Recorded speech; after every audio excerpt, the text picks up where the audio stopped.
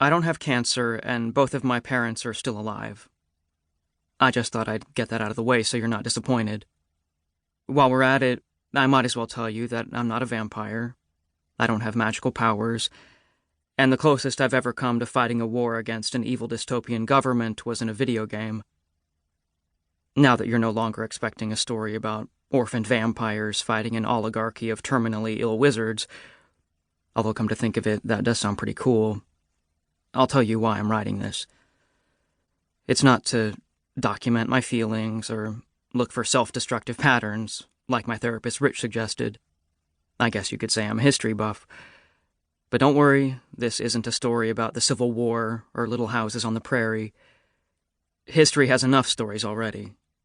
Things way more interesting than anything I could make up. The epic battles, rumors about people playing games with severed human heads, all of the unsolved mysteries involving rocks and ritual sacrifices.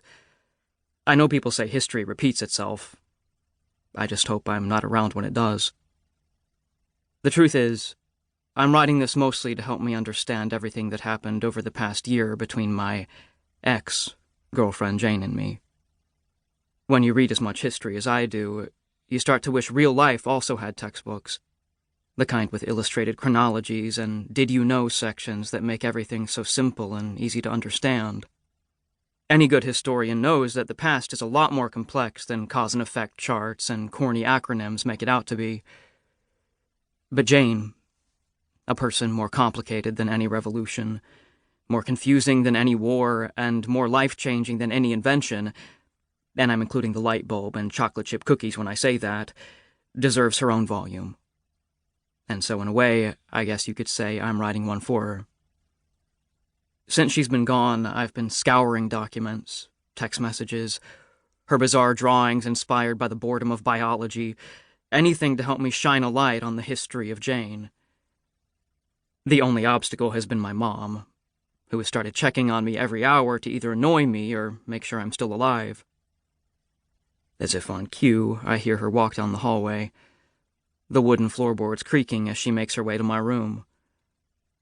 She knocks lightly, and when I don't answer, her knocks become more aggressive.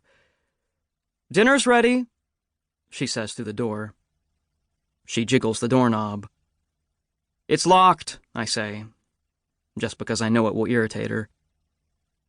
She hovers outside the room, a presence more terrifying than anything found in a horror movie. A mother who has dinner ready. "Are you coming down?" she asks. "Yup," I say. "Right after I finish summoning Lucifer." "What? Can you bring me my dinner like I'm a prisoner?" I hear her footsteps recede down the hallway. She sighs as she goes. I know I'm being a jerk, but I can't just smile and pretend everything's okay, even though I know that's what everyone wants. Before I forget, I should tell you that everything I'm about to write is true. It's not one of those made-up stories that has morals and plot devices and well-crafted metaphors. History doesn't have room for all that. Facts are facts, whether you like them or not. I'm only changing one name. Hers. It just didn't feel right to use her real name. So I'm calling her Jane, as in Jane Doe.